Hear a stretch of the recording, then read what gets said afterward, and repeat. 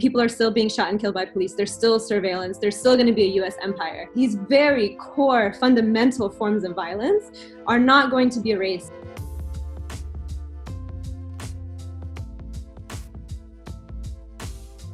With the US elections now behind us, and with Joe Biden becoming president-elect, I wanted to ask Muslim Americans how they felt about the work that went into electing Joe Biden and where Muslim Americans go from here.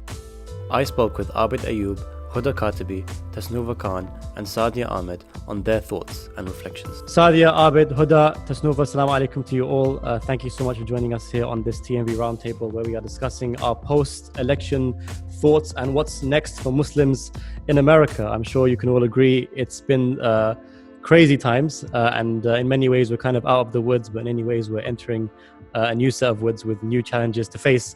I wanted to start off just by asking, what role did Muslim voters play in this election? The way we've done things in the past, there's been small grassroots initiatives here and there, different organizations, but this time there was a lot of coordination and collaboration. And I think, over 1 million Muslims voted in the election. That's phenomenal. Like, that's beyond anyone's expectations of what was there before the election started or the early voting started. States like Michigan, I think Muslims delivered. They delivered Michigan to the Biden victory. And I think Minnesota, what we've seen there is just exceptional. 60 plus Muslims that got elected this election. And that says something when you see that in the legislature, and it reflects what our community looks like. We looked at this election strategically to see where we needed to help out in order to get voter turnout, and what community we could actually build those coalitions with. I feel like there is this sentiment, and I saw this, on social media, leading up to the election. There was this kind of sentiment that Muslim organizations who are representing the Muslim grassroots on the ground for the Biden campaign were being there was a lot of I don't use the word fighting, but there was a lot of inter-dialogue, let's say, just to be kind, about various organizations and whether or not they have essentially the right to represent Muslim voters. Do you think that kind of, infighting is kind of unfair leading up to an election where it's so important that Muslims gather together as a coalition and get Trump out of office? The Muslim community is diverse, and there has to be important questions that are asked, and our organizations do need to be held accountable. So I see nothing wrong in conversations about directions Muslim organizations are going, as long as they're done in a manner that's productive and in a manner that's intended to move the community forward. And I think, how organizations respond to that is also telling of the direction they want to go. And I think organizations, and I've been with an organization before at ADC that's been under the gun, that's been under community pressure to make changes. And I've gone through it on the other side. And I understand the dynamics of running an organization, the dynamics of being on that end. That's a separate conversation of how organizations have to react and have to respond to community pressure and valid concerns. I think that the question many raised was, well, is this a time to talk about, community issues at the time where we have an elections where we're trying to vote out a fascist? And, everybody has a different opinion. There is no right or wrong answer. And both sides have valid concerns about the timing and so forth. It wasn't 2016 on repeat. A lot of people did fall in line, did support Joe Biden, even though they didn't, may not have agreed that he was the best choice. Personally, I do think he was a better choice than Donald Trump. I happily voted for him. I didn't have an issue voting for him. Are his policies perfect? No, by any means they're not. He's not the perfect candidate, but I'm not looking for the perfect candidate. I'm not looking for somebody that I'm going to go out and stand in line 4 hours and it's going to get me, pumped up to see him. I'm looking for a president that's normal, somebody that we can, when we do fight against our, fight policies and push back on, somebody that's going to be receptive to listening to us. So the Democratic Party, Joe Biden's administration, we have to give them room to prove, to prove themselves to the community. We have to give them room to answer to our concerns and our demands and see how he reacts. And now I'm not saying Biden's going to completely shut the door on issues. He may well come out and be the best president we've seen for the community. We do have to give him that opportunity to do so. And we have to give that room for him to work and navigate with us and see what comes about. Something, Abid, that you said that we just want a normal president. And I think that is really scary for me, because I think a normal president in the United States is a warmonger. We'll still enact other types of bans. We'll still, as children are still being separated in the United States via the incarceration systems. People are still being shot and killed by police. There's still surveillance. There's still going to be a U.S. empire. And so these very core fundamental forms of violence are not going to be erased at all. And I think that is something that it's kind of central to what I think I'm really pushing for, is that yes, we should have a diversity of tactics. Like, absolutely. We can't all just like protest everybody in the street and then like think everything's going to change if we don't have a strategy, if we are able to like actually think about things very strategically. I agree that a diversity of tactics is very important. But I also think, I think there's a celebration. I think there's a difference between a celebration of Trump leaving office and Biden entering office. I think it's like great. I love seeing Trump depressed leaving the White House, or that landscape. Inshallah, yeah, inshallah. Yes. The whole thing at the landscape, that was great. You know, like I love that. But there's, for me, truly nothing to celebrate about Biden taking office, and truly nothing to celebrate about going back to the status quo when the status quo is so deeply violent. The bar has been so much lowered based on how much violence that we've normalized. And I think that that's something that we can't allow. We can't allow ourselves to normalize violence. Like Biden saying that he's going to reverse the Muslim ban, he shouldn't be paraded as a hero. That is like the basic thing that he should be doing. And so I think that us getting excited that Biden is doing not even the bare minimum, but just like reversing back to a normal violent status quo is not a celebration. And I think that unfortunately, Trump has really, really destroyed our sense of normalcy. But also like before that, even our sense of normalcy was like really in danger. And I think we don't do enough imagining about what we're actually trying to build toward. And I think if we're actually able to sit down and be like, all right, we're trying to elect Muslims into positions of power for what? What is our end goal? Like, we're going to rally around Biden to get him into power for what? Are we expecting him to end US support for Israel? On the contrary, he was the architect of Obama's biggest donation to Israeli military aid in history. Are we trying to elect Kamala Harris into power in order to end the incarceration of Black Muslims and Muslims? Absolutely not. She's the architect of so much incarceration and refused to legalize marijuana. And so I think when we are thinking about the deep actual structural issues that Muslims are facing, we can't be naive to assume that America is not going to be an empire because we've chosen a lesser of two evils. I just want to put it, when I say normal, I don't mean normal like, oh, we're going to accept his policies. I'm not like a normal person we can push back against. A normal person. I don't think we can push back against him. And that's well, I think I would rather push back against somebody like Donald Trump in office than someone like Trump. I'm sorry, like Biden in office and someone like Trump. And I'll tell you why is the domestic policies. Now, whether we want to admit it or not, we're impacted by those. So I'm an immigration lawyer, and I've had the conversations I've had to have the past 4 years. Yes, Biden and Obama were bad under immigration, right? But they were not this bad. So I would rather be pushing back at the not this bad than the very bad. Huda, I want to ask you, you said the idea of a normal president scares you. So what would you say is the ideal normal president? I don't want a president. And I think that might be scary for people. But I think at the end of the day, we have to recognize that we are on stolen land. And I think for a community that is so hell-bent on making sure that Israel does not continue to illegally occupy Palestine, we have to understand that we also are in a futuristic version of what Israel could look like in the United States. We are on stolen land at the end of the day. And I think we have to recognize that. I think we have to grapple with that. But we don't. I think we also have to grapple with the fact that Muslim countries around the world and Muslim people and people of color around the world will always be suffering through American imperialism and be subject to it because we are benefiting from cheap labor. We're benefiting from exploitation and sweatshops around the world. And that will always happen regardless of who is in position of power. I think the Muslim community is, especially the non-Black Muslim community, I should specify, I think is kind of towing that line between just playing the game and trying to assimilate within a system of white supremacy, or actually working toward building structures of power outside of that. Things that Black Muslims have been doing since before all of us have been born. And so I think what's really important is that I think it's challenging to see as sort of like a representation politics, or this idea of we too can be American, when that's not the goal, right? We can be whatever we want, right? But I think our focus should not be in being American, but our focus should be on what can we do in order to bring justice and liberation for our people, not just in the United States, but globally. I always think about like if the Prophet, peace be upon him, or the Ahlul Bayt were alive today, living in the United States, what would they be doing? They'd probably be in jail because they would refuse to pay taxes. But I don't think many of us would recognize that like our like beloved religious leaders would be incarcerated in this country, or like our beloved religious like role models.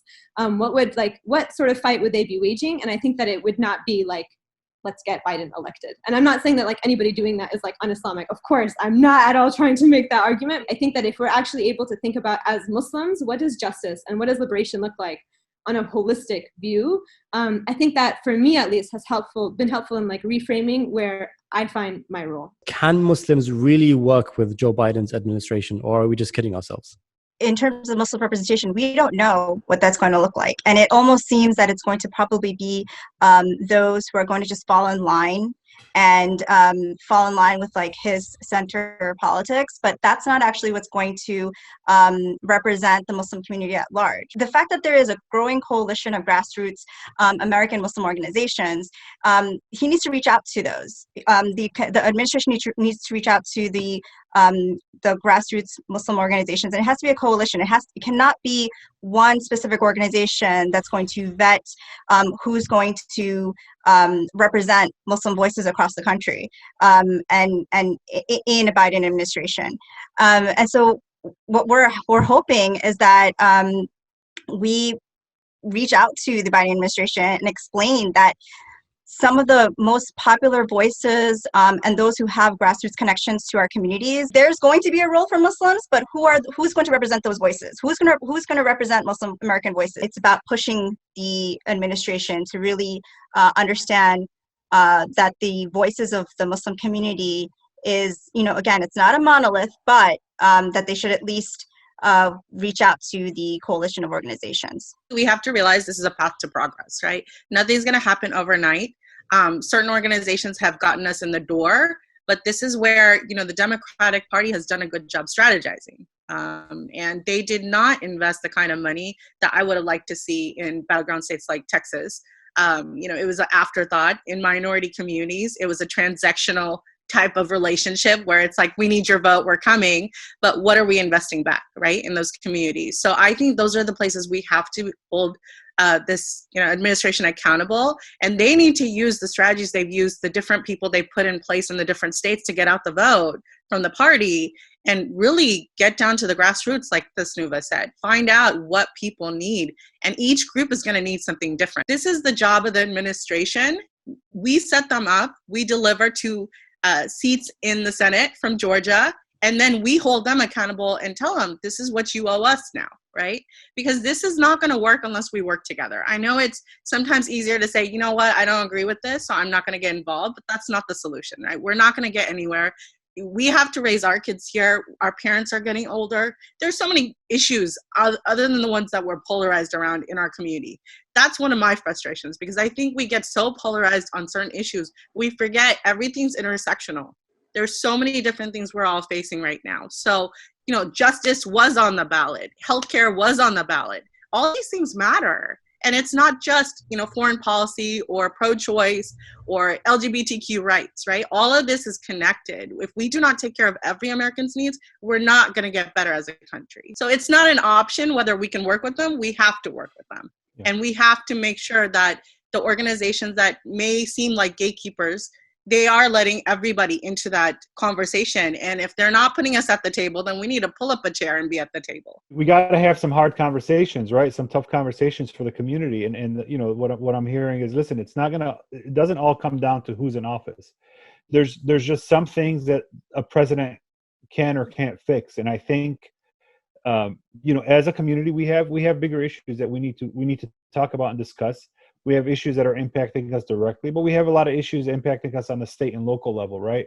Where we do have a lot of Muslims that are running and winning office on these levels. And I think it's important to engage them on our issues. I don't think we are ever going to agree on, formally on a single president or a single candidate. But I do think we need to come together to figure out how we're going to handle our disagreements, how we're going to work together on some of these issues. And if somebody's not willing to play within what's the best interest for the community, then they need to be, set aside. People need to make clear, their intentions and what they're pushing, and how we're going to work together on these issues. Really, at the end of the day, it doesn't matter who is in office. If the community is being torn apart, not working together, we're going to get weaker. And unfortunately, a lot of the issues we're working on now, whether it be the Muslim ban or anything else, they've been around. These issues have been around. So sure, like what was said earlier, Biden, he will reverse the Muslim ban, but others have used it. Carter used it, Reagan used it, the first Bush used it, Clinton used it, Obama used it. I mean, we have to be a bit more savvy and sophisticated in how we address our issues. Simply saying reverse the Muslim ban executive order isn't strong enough. But coming out to say, hey, get rid of this section in the INA, which, allows him to have a Muslim ban, that's a bit more sophisticated. That we got to get to a level where we're not making cosmetic asks as a community. We're not asking for an appointment. We're not asking for meetings at, with this administrator or with this secretary. We've had those, but we need to come together and say, what are our sophisticated, detailed asks as a community? And we have to be brave enough to leave the party if they don't deliver in the next 4 years. I think Donald Trump was an anomaly. I don't think anybody was ready to keep him in office. When Abid was talking about local engagement, I think there was something valuable there that we need to highlight. So we don't just look at the top down, right? When we're going to make the real change, the things that Huda is talking about, for example, it's going to be at the local and state level. The decisions made at the local level affect our lives within weeks. State decisions within months, right? National decisions, it's almost a year, 2 years sometimes before they impact our lives.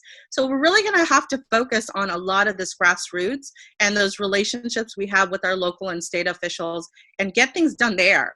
I think this, I can point blame to the Democratic Party on things that they don't do right and things of that sort, but for my life to be impacted and for better equality and justice and equity and inclusiveness, it's going to start at my local level. I actually made a pledge that I was going to phone bank every single day since early voting ended, and I did. And I'll tell you, there was a lot of insight I got from there because I was phone banking mostly minority, communities of color, and a lot of it was South Asian and a lot of it was Muslim, right? Because there's all that intersectionality. And really, it did come down to a few issues, right? And then we don't need to go to the nitty gritty of these issues, but like Tasnuva was saying, there's a lot of Sharia and there's a lot of Islamic principles that I think we're forgetting. The compassion, the equity, the justice, all this was on the ballot, and this is in line with what we believe. So when we sit there, for example, I had a lot of, especially males that were South Asian and Muslim, middle age, most frustrating group to phone bank, I have to tell you that. And every single time I would get you're a Muslim, you're a baby killer. And I'm like, okay, let's talk about pro-life, pro-choice. Pro-choice doesn't mean we're telling everyone to get abortions. We're not. We're just saying someone has the right to go talk to their spiritual leader, their medical professional, and make a decision for themselves without the government saying you can or cannot do something, right? And I can go into a lot more details as a woman into that. And then going back to also, when we were talking about LGBTQ rights and just rights in general. I actually talked to a scholar, a pretty known scholar about this because I was really getting frustrated while I was talking to especially Muslim voters. And he was saying, when we read about Prophet Lut, it's not the fact, yes, there was a sin there, but the major sin was the arrogance. That was the story. That was the principle, that the fact that we think, we can do whatever we want. So what? God said something, right? So I think there's a lot of education that needs to happen within our community about what these issues mean, because they're buying into the rhetoric, they're buying into the social media, they're buying into whatever is said to them, and the herd mentality starts, right? And one person tells another, because we're a very social community. And all of a sudden, everyone's voting one direction, and it's all based off false information or false thoughts.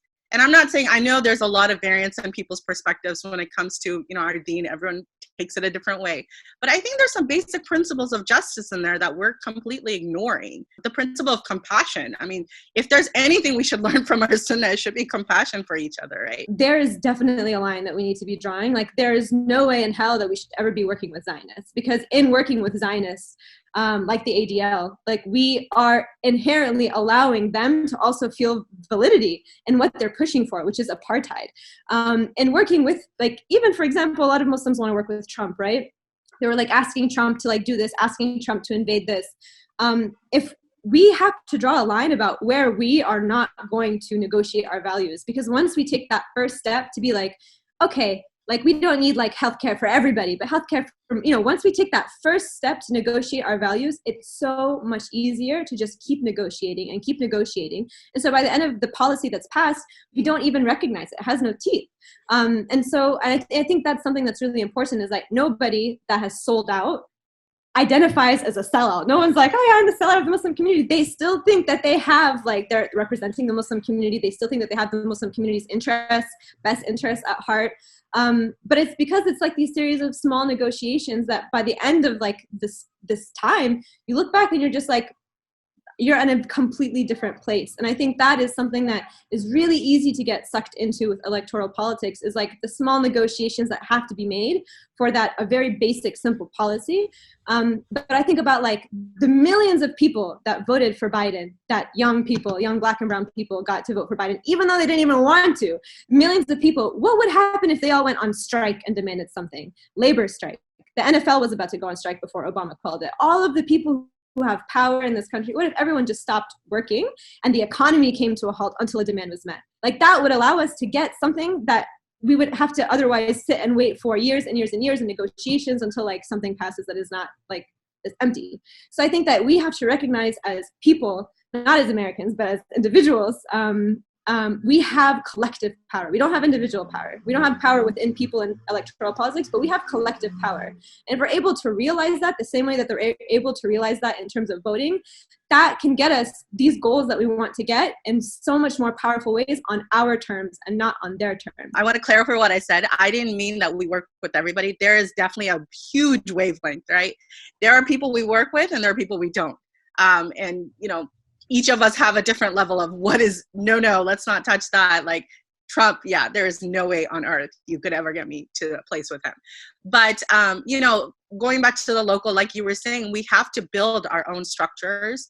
I'm a community builder. I'm progressive. I am all about building things up from the grassroots and making our communities stronger and better, one community at a time, because I don't think there's going to be a time that nationwide policy is going to change the world and make everything better overnight. It's not going to happen.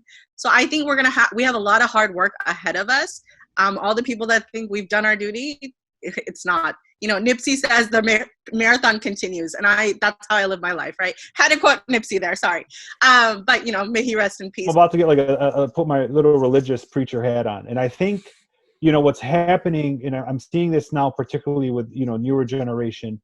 We have too much faith in government and not enough faith in our religion, and I'm seeing this happen with the younger generation coming, and it worries me, right? And I see this happen on both sides. I see people on the right saying, well, if Joe Biden is president, my children are going to be exposed to X, Y, and Z. And I see people on the left saying, well, Donald Trump is exposing my kids to X, Y, and Z. But at the end of the day, you are raising your kids at home. You feed them, you give them their religion, you teach them right from wrong, you expose them to whatever they're going to be exposed to. And really what I blame a lot of this on is, my generation, and I'm 40, but 20 years ago, there was like a mass exodus of people going to the mosque. When we were 19, 20 years old, right after 9/11, Muslim Americans stopped going to the mosque, right? Mosque participation dropped. I saw it in Dearborn. I saw it everywhere. And I'm sure if there's data on it, it'll back me up. Now, these people have children. And because they didn't have the core of their faith as young adults, by going to the mosque, by learning the religion, having faith in our religious institutions, they're unable to teach their children, right? My parents spent time in the mosque. They were able to teach me at the mosque. They were able to get me familiar with it. But if you have somebody that as a young adult was not at the mosque, was not learning the religion, they don't know where to look for their kids. They're looking at like Biden or Trump to lead what their kids are exposed to. And I find that as a big flaw in our community. And I'm afraid as future generations keep coming, and then where the younger folks now, when they become adults and we're two generations separated from the mosque, and we keep growing further and further away from the mosque, we're going to put too much trust in government. Government can help us on some things. Elected officials can help us on some things. But at the end, it comes down to us as a community. It comes down to our religion and our faith. And I don't care who's in office. What I teach my daughter and what she's learning at home And what she's exposed to is going to be up to me. It's not going to be dictated by Trump or Biden. I really want to put that out there. And you know, we can't forget our faith. We can't forget the core tenets of our faith. We can't forget, you know, we have to allow our faith to dictate our politics, our positions, and our nuances. And I really fear that we're moving away from that. And that really worries me more than just about anything. What do you guys think is next for Muslims in America? I think that, you know, we cannot be complacent, and we definitely have to keep working. Like, this is not okay. Again, we've been talking about, we have Biden elected. You know, the work has not ended. We have to continuously engage, not only civically, but also within our community. And we also have to collectively come together as representatives and organizers of different communities, and again, build that table, right? Build that table, discuss issues and the policies that we want to see you know, enforced in this country, that you know, that not only helps our livelihood, but also makes an impact, you know, internationally as well, right? I think what it comes down to as Muslims is we need to start looking within ourselves first, in our homes. And we need to build on, okay, what are those biases and different things that we could be doing differently as individuals to, you know, it's our moral obligation as Muslims to fight for justice and stand up for people and have compassion.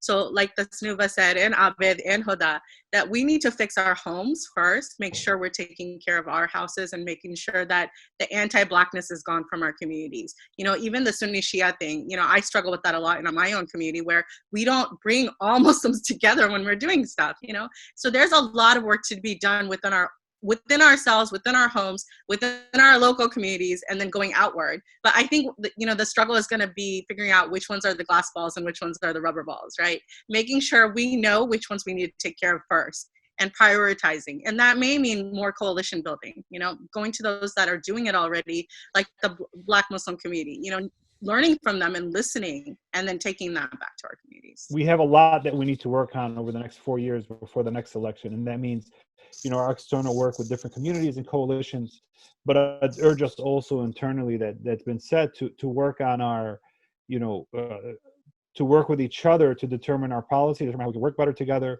and to understand that, look, we're going to have the same, you know, objectives at the end, but we have to really put our community interests first, and organize around community interests moving forward. I just feel like we need to understand what we're fighting for in the long term and how we're able to get that actually, and not feel compelled to accept the choices that we feel like are the only two on the table, but be able to actually imagine and build the world that we want to live in, and figure out how we can do that starting today and tomorrow, and rather than trying to like think about what's only happening right immediately in front of us.